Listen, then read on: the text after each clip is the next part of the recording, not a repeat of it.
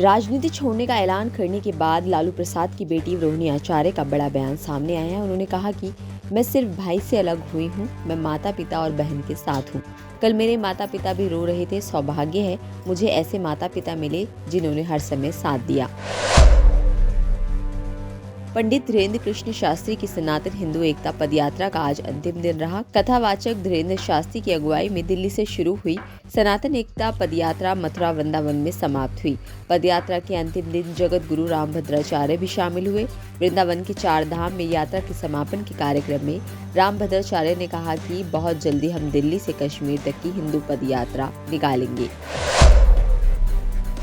मध्य प्रदेश के मुख्यमंत्री मोहन यादव उत्तर प्रदेश के वृंदावन में बागेश्वर धाम सरकार आचार्य धीरेन्द्र कृष्ण शास्त्री की सनातन हिंदू एकता पदयात्रा में शामिल हुए। दिल्ली सरकार ने 3 मेट्रो स्टेशन का नाम बदल दिया है। अब पीतमपुरा का नाम मधुबन चौक, प्रशांत विहार का उत्तरी पीतमपुरा और प्रशांत विहार, साथ ही हैदरपुर बादली मोड़ का नया नाम हैदरपुर गाँव कर दिया गया है। IAS वी श्रीनिवास को राजस्थान का मुख्य सचिव बनाया गया है। इसको लेकर कार्मिक विभाग ने आदेश जारी किए हैं। कल वी श्रीनिवास नए पद की जिम्मेदारी संभालेंगे।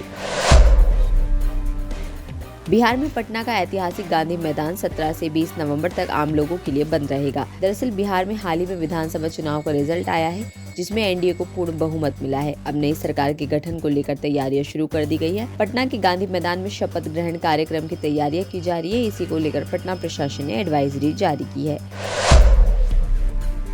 दिल्ली प्रदेश कार्यालय में आज सुबह बीजेपी के राष्ट्रीय संगठन महामंत्री BL संतोष ने दिल्ली बीजेपी अध्यक्ष वीरेंद्र सचदेवा की अध्यक्षता और मुख्यमंत्री रेखा गुप्ता की उपस्थिति में सभी वार्डों के संगठनात्मक चुनाव संयोजकों, प्रभारी मंत्रियों, संबंधित जिलाध्यक्षों, सांसदों, विधायकों आदि की विस्तृत बैठक को संबोधित कर चुनाव तैयारियों के लिए मार्गदर्शन दिया। मुख्यमंत्री रेखा गुप्ता ने कहा कि बीजेपी की नई सरकार ने प्रदूषण भी पिछले सालों से कम किया है। दिल्ली देहात में अस्पताल लाने, स्कूल कॉलेज लाने के साथ ही बस सेवा सुचारू करने के लिए काम कर रही है।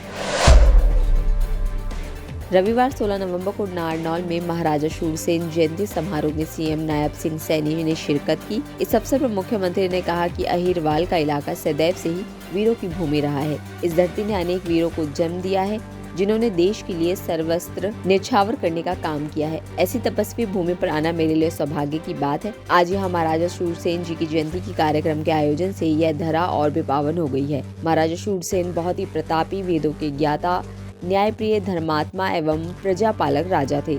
उनके राज्य में पूर्ण समाजवाद था। हरियाणा के मुख्यमंत्री नायब सिंह सैनी ने आज महेंद्रगढ़ जिला को कई परियोजनाओं के तोहफे दिए। नई अनाज मंडी नारनौल में रविवार को महाराजा शूरसेन जयंती के उपलक्ष्य में आयोजित राज्य स्तरीय समारोह में मुख्यमंत्री नायब सिंह सैनी ने जिला महेंद्रगढ़ के लिए लगभग 83 करोड़ रुपए की विभिन्न विकास परियोजनाओं का उद्घाटन और शिलान्यास किया।